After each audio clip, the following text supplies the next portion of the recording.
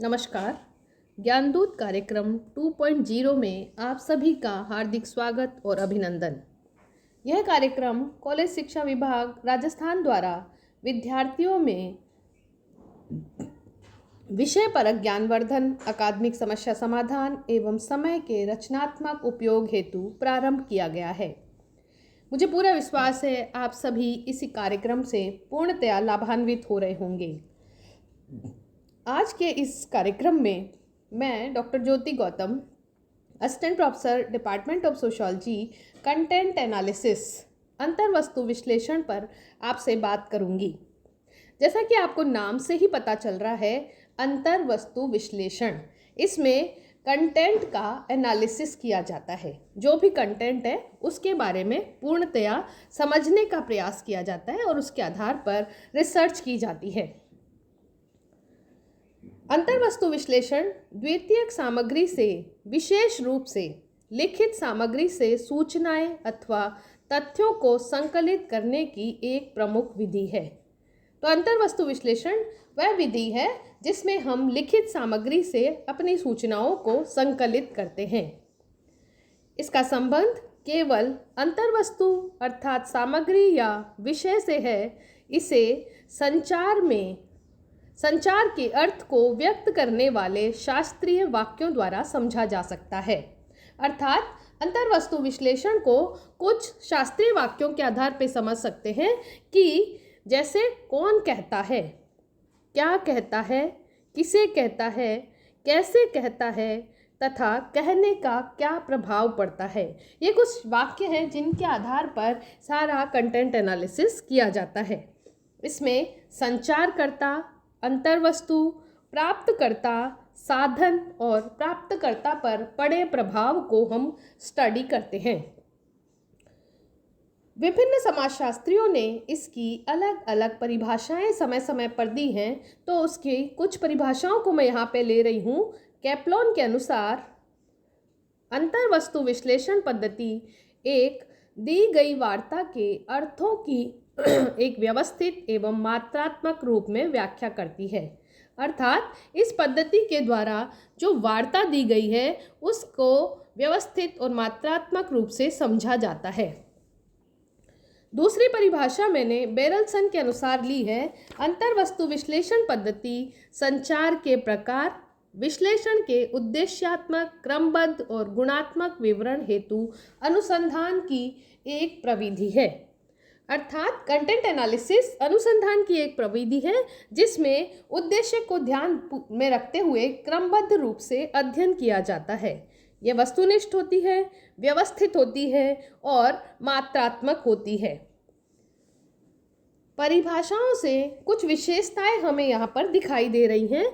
तो पहली विशेषता मैं ले रही हूँ, संचार सामग्री में प्रवृत्तियों का वर्णन करना।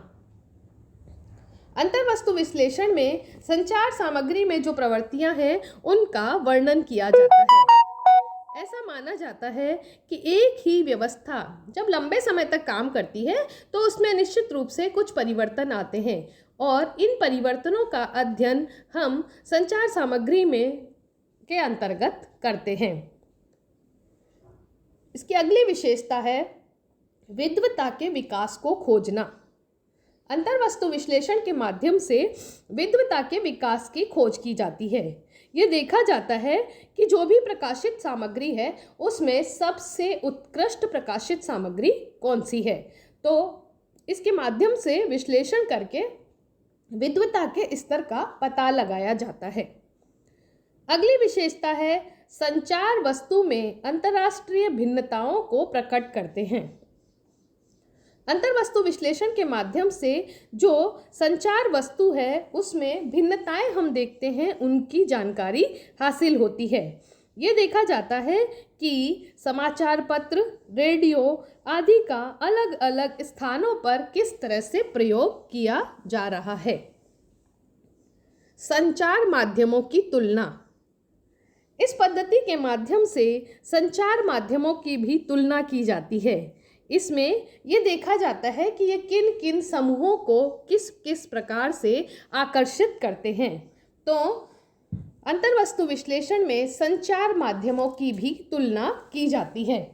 इसकी नेक्स्ट विशेषता है संचार सामग्री की लेखा परीक्षा। इस विधि का प्रयोग संचारकर्ता के उद्देश्य सिद्धांतों को ध्यान में रखकर किया जाता है और ये देखा जाता है कि क्या यह अध्ययन पद्धति उन सारे उद्देश्यों और सिद्धांतों की पूर्ति कर रही है। ऐसा अंतर्वस्तु विश्लेषण में किया जाता है। इसका नेक्स्ट विशेषता है संचार स्तर का निर्माण एवं लागू करना। संचार विश्लेषण द्वारा इसमें संचारों का वर्णन किया जाता है और संचारों का जब वर्णन किया जाता है तो ये देखा जाता है कि किन किन माध्यम से अपनी बात संचारकर्ता पहुंचा रहा है, अपनी जो भी उसकी संप्रेषण है वो किस प्रकार से किया जा रहा है। तो इस प्रकार हमने देखा कि अंतर्वस्तु विश्लेषण एक बहुत ही महत्वपूर्ण प्रविधि है जिसका हम सामाजिक अनुसंधान में प्रयोग करते हैं।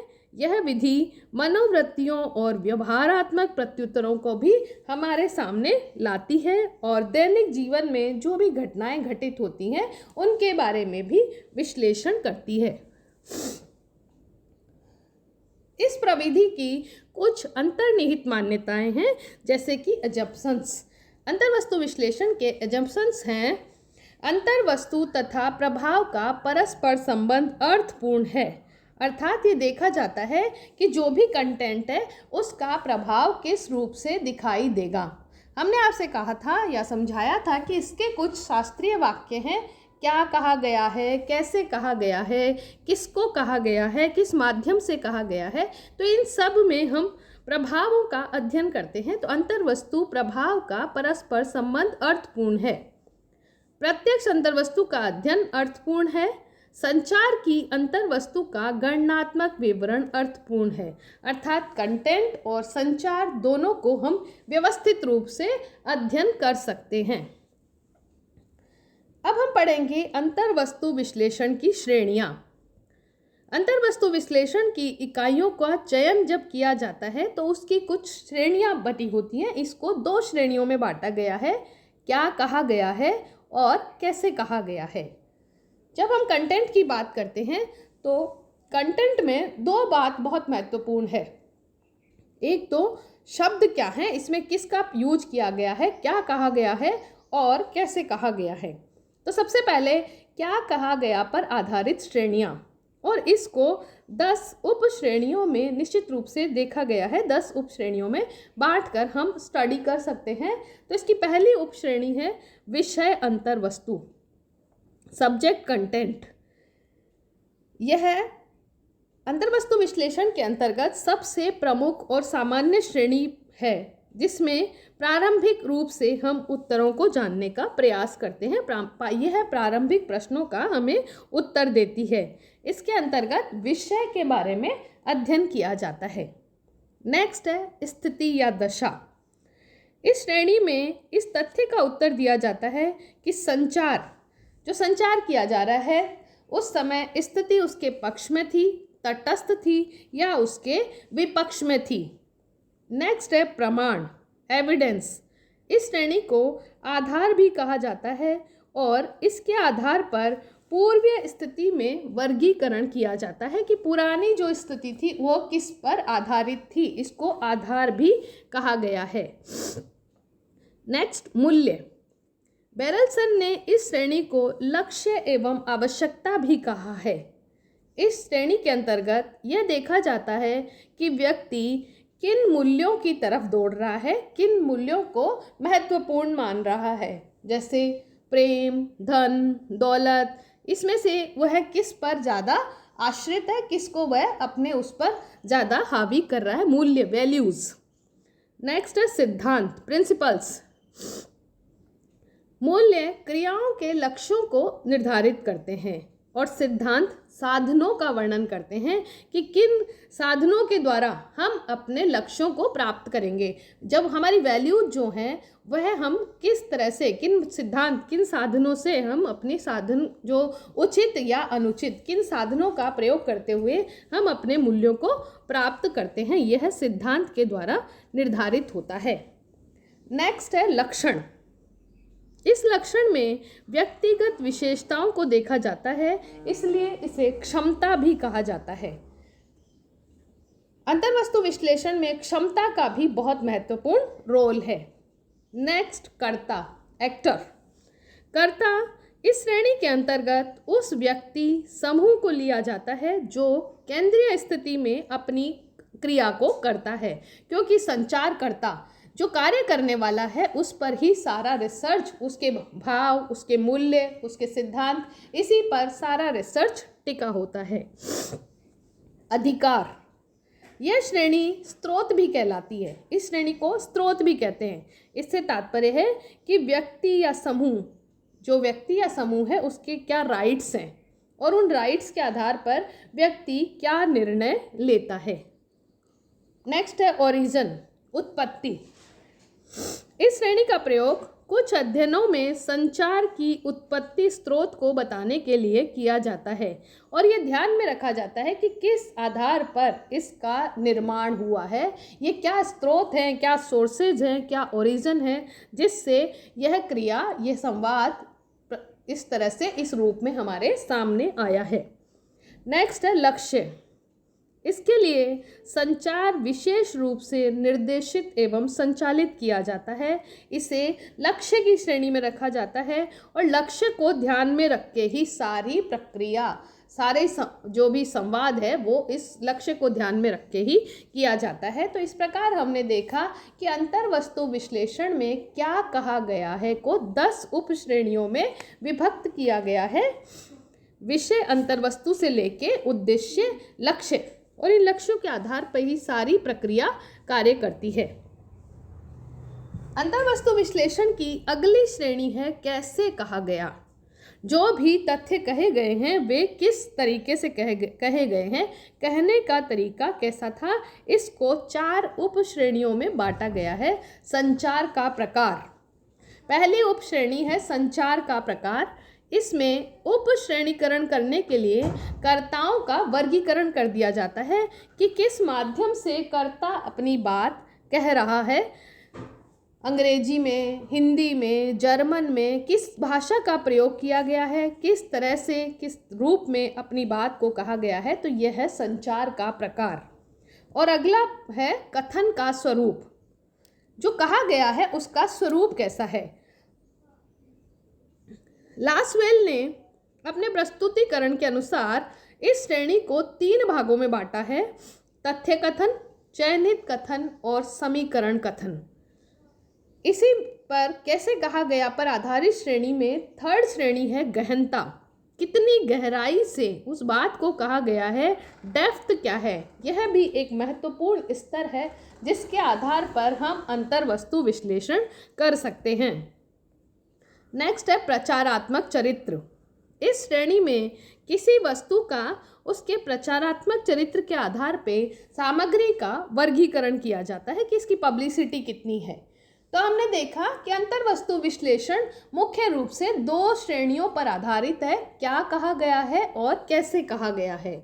जब क्या कहा गया है और कैसे कहा गया को हम समझ लेते हैं विभिन्न उप श्रेणियों के माध्यम से, तो हम ये अपना रिसर्च जो है उसको पूर्ण ऑथेंटिक रूप से आगे बढ़ा पाते हैं।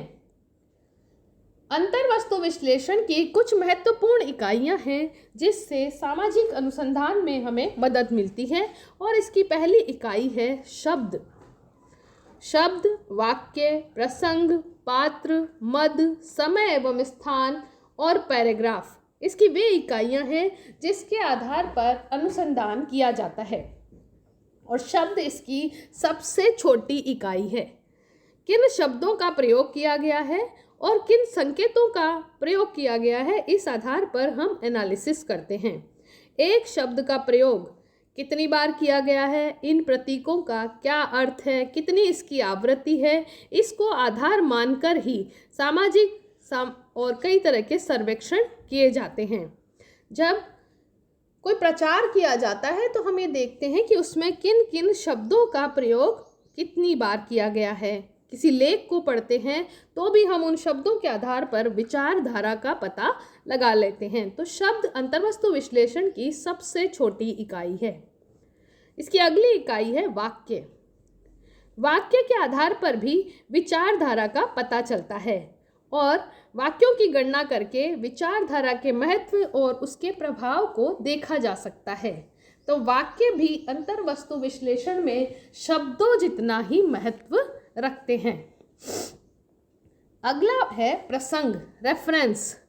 प्रसंग एक विषय क्षेत्र के बारे में निर्धारण है और इसकी तरफ से जो वाक्य है, जो संक्षेप में बात कही गई है, प्रसंग उसका विस्तृत वर्णन है और प्रसंग के आधार पर संचार की जो प्रक्रिया है, संचार के जनमत पर पड़ने वाले प्रभावों को जाना जाता है।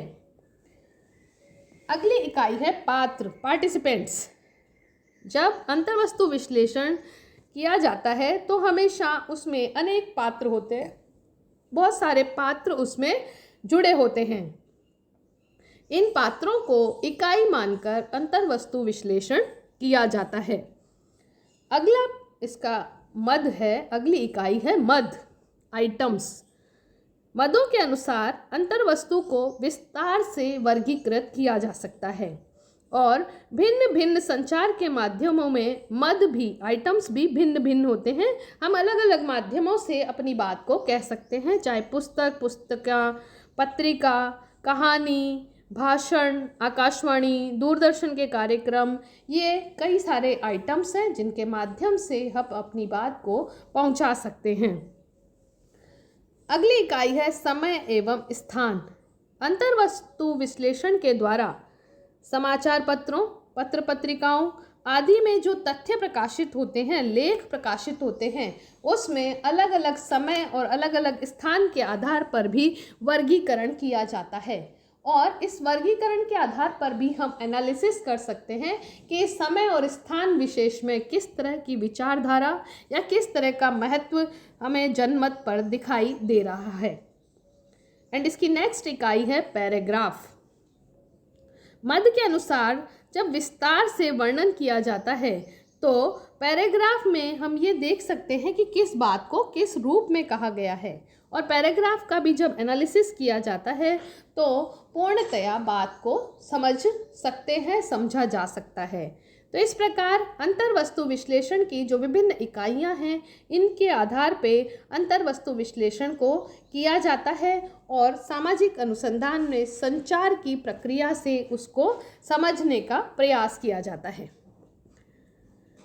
इन विभिन्न इकाइयों में क्या अंतर संबंध है, ये समझने का प्रयास करते हैं।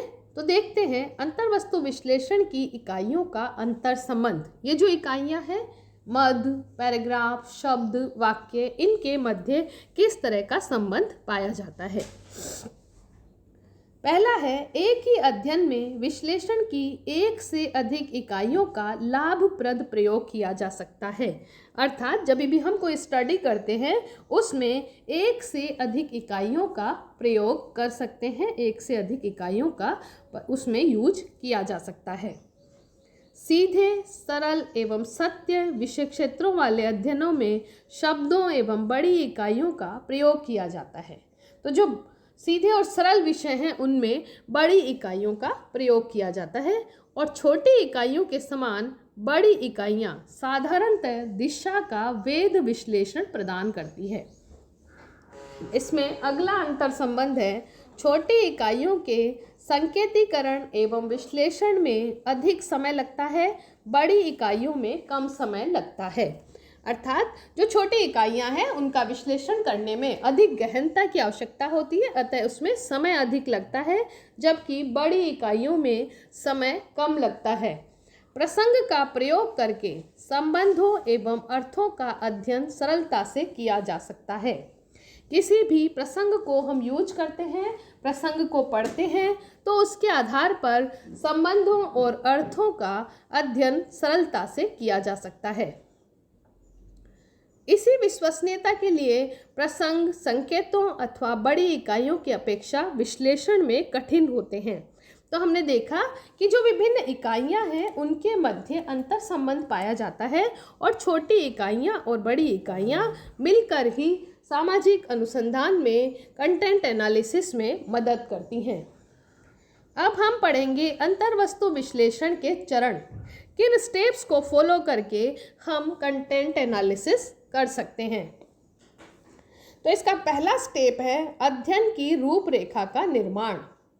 सबसे पहले अंतर्वस्तु विश्लेषण में जो भी अध्ययन हमें करना है उसका पूरा फॉर्मुलेशन करना पड़ता है, आउटलाइन बनानी पड़ती है और उस आउटलाइन के आधार पर ही हम अपना अनुसंधान कार्य करते हैं। इसके माध्यम से उद्देश्यों का निर्धारण किया जाता है और तथ्यों के एकत्रीकरण के लिए कौन से स्रोत होंगे, ये सारी चीज़ें हम अपने अध्ययन की रूपरेखा में पहले ही तय कर लेते हैं। नेक्स्ट स्टेप है तथ्यों का चयन। अंतर्वस्तु विश्लेषण की प्राथमिक आवश्यकता तथ्यों के चुनाव की होती है और इस तथ्यों के चुनाव के लिए ही हमें सबसे पहले उसकी सूची तैयार करनी होती है। उस सूची के आधार पर तथ्यों का चयन किया जाता है। इसका नेक्स्ट स्टेप है इकाइयों का चुनाव। अंतर्वस्तु विश्लेषण में भाषा, लेख, उपन्यास, आकाशवाणी, दूरदर्शन आदि के कार्यक्रमों की एक लिस्ट होती है और इसके आधार पर ही अंतर्वस्तु विश्लेषण की इकाइयाँ शब्द, मद ये डिसाइड होते हैं। तो जब भी हमें अंतर्वस्तु विश्लेषण करना है तो इकाइयों का चुनाव भी कर लेना चाहिए, इकाइयों का चुनाव भी कर लिया जाता है। रूपरेखा के निर्माण के पश्चात तथ्यों का चयन किया जाता है और उससे इकाइयों का चुनाव किया जाता है। नेक्स्ट स्टेप है इकाइयों का वर्गीकरण। तो जो इकाइयाँ हमने चुन ली है उनका वर्गीकरण किया जाता है, उनको लघु, वृहद, सरल, जटिल इस तरह से बांट लिया जाता है, वर्गीकृत कर लिया जाता है। इसका नेक्स्ट स्टेप है श्रेणियों का परीक्षण। अंतर्वस्तु विश्लेषण में जो वस्तुनिष्ठता लाने के लिए जो श्रेणियां हैं, हमने श्रेणियों की स्टडी कर ली है, क्यों कहा गया है, कैसे कहा गया है, उसमें कई उप श्रेणियां हैं। तो इस आधार पे श्रेणियों का परीक्षण किया जाता है। अंतर्वस्तु विश्लेषण में इकाइयों को वर्गीकृत करके उसकी विश्वसनीयता की जांच के लिए श्रेणियों का परीक्षण किया जाता है। एंड नेक्स्ट है इकाइयों का मापन। इसमें शोधकर्ता को जो अंतर्वस्तु विश्लेषण में गुणात्मक से परिमाणात्मक दिशा में शोध कार्य करना होता है, उसे संख्यात्मक मापन करना होता है, गिनना होता है। यह वैज्ञानिक विश्लेषण के लिए बहुत ही महत्वपूर्ण है। तो इकाइयों का मापन किया जाता है। एंड नेक्स्ट है विश्लेषणात्मक व्याख्या। जब इकाइयों की गणना हो जाती है, उसे माप लिया जाता है, तो उसके आधार पर श्रेणियों का परिमाणात्मक माप लेने के पश्चात उसका विश्लेषण किया जाता है, उसकी विश्लेषणात्मक व्याख्या की जाती है और यह व्याख्या वस्तुनिष्ठ, क्रमबद्ध और वैज्ञानिक तरीके से की जाती है। नेक्स्ट है प्रतिवेदन तैयार करना। अब जो भी कार्य हमने अपने अनुसंधान के लिए किया है, इकाइयों का चुनाव किया, इकाइयों का वर्गीकरण किया, उसका परीक्षण किया, उसका मापन किया, उसका विश्लेषण किया, इन सब को ध्यान में रखते हुए प्रतिवेदन लिखा जाता है और प्रतिवेदन में क्रमबद्धता होना आवश्यक है। विश्लेषणकर्ता प्रतिवेदन के आधार पर ही निष्पक्ष रूप से और वस्तुनिष्ठ रूप से अपने निष्कर्ष पर पहुंचता है। तो इस प्रकार हमने देखा कि अंतर्वस्तु विश्लेषण के ये 6 स्टेप हैं, 8 स्टेप हैं जिनके आधार पर अंतर्वस्तु विश्लेषण किया जाता है। अंतर्वस्तु विश्लेषण वो है जो लिखित सामग्री से अपने शोध कार्य को आगे बढ़ाता है। इसमें कुछ प्रश्न होते हैं, कुछ प्रश्नों के आधार पर निष्कर्ष तक हम पहुंचते हैं। तो अब हम ये देखते हैं इसके पॉजिटिव और नेगेटिव क्या एस्पेक्ट है। तो सबसे पहले हम देखते हैं अंतर्वस्तु विश्लेषण का मूल्यांकन करते हैं और इसके पॉजिटिव एस्पेक्ट को हम यहाँ पर देखते हैं। इसके माध्यम से भूतकालीन सामाजिक जीवन के अध्ययन में सहायक। अंतर्वस्तु विश्लेषण के माध्यम से जो पास्ट में घटी गई घटनाएं हैं उनका भी अध्ययन करना संभव होता है, क्योंकि इसमें लिखित सामग्री के आधार पर हम अपना अध्ययन कार्य करते हैं। इसकी नेक्स्ट जो अच्छी बात है, विशेषता है, गुण है, वस्तुनिष्ठ अध्ययनों में सहायक।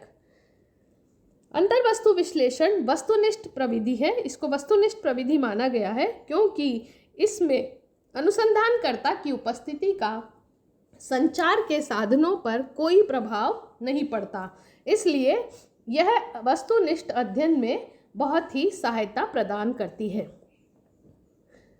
नेक्स्ट है संचार सामग्री की प्रवृत्तियों के वर्णन में सहायक। अंतर्वस्तु विश्लेषण यह प्रविधि संचार सामग्री की जो प्रवृत्तियां हैं उनके बारे में, उनके वर्णन में भी बहुत हमें सहायता प्रदान करती है। यह प्रभावशाली रूप से संचार सामग्री की प्रवृत्तियों का वर्णन करती है।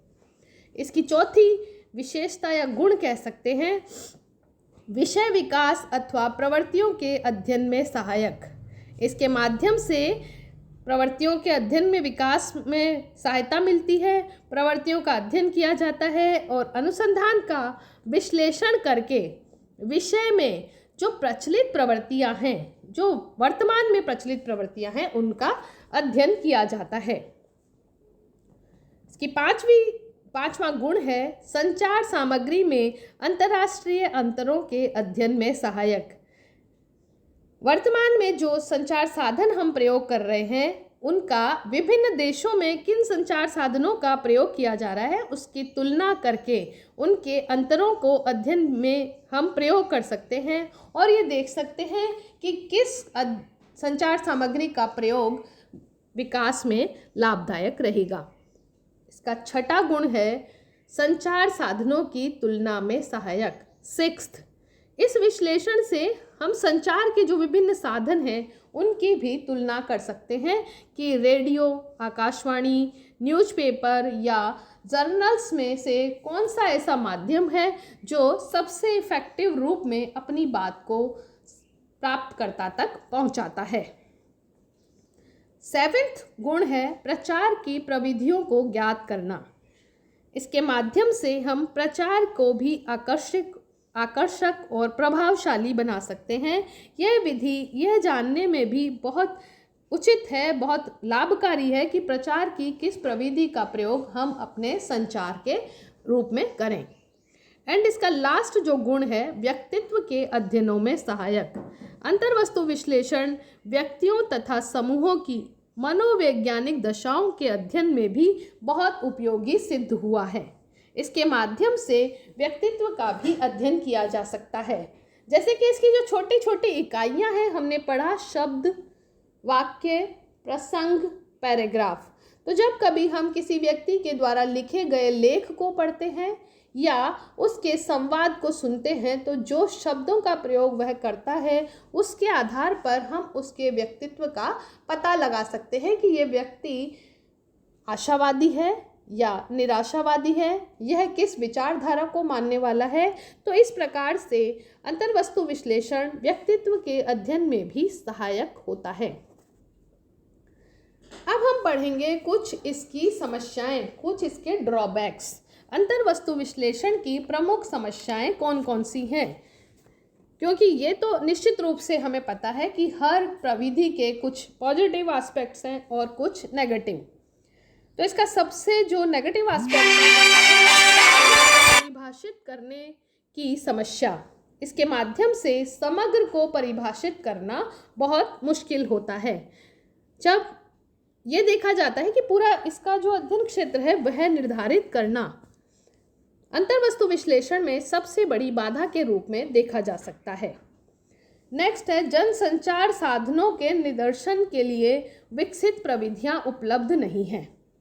चूँकि इसमें संचार के साधनों का अध्ययन किया जाता है तो ऐसी विकसित प्रविधियों की अभी उपलब्धता नहीं है जिसके आधार पर निष्कर्ष निकाला जा सके और जनसंचार साधनों का निदर्शन किया जा सके। नेक्स्ट है वस्तुनिष्ठ एवं निष्पक्ष सामग्री प्राप्त करना कठिन। अंतर्वस्तु विश्लेषण में हम लिखित सामग्री के माध्यम से अपना एनालिसिस करते हैं। तो जब कभी समाचार पत्र, पत्र पत्रिकाओं आदि का अध्ययन किया जाता है तो समय समय पर उनकी भाषा में परिवर्तन को हम देखते हैं।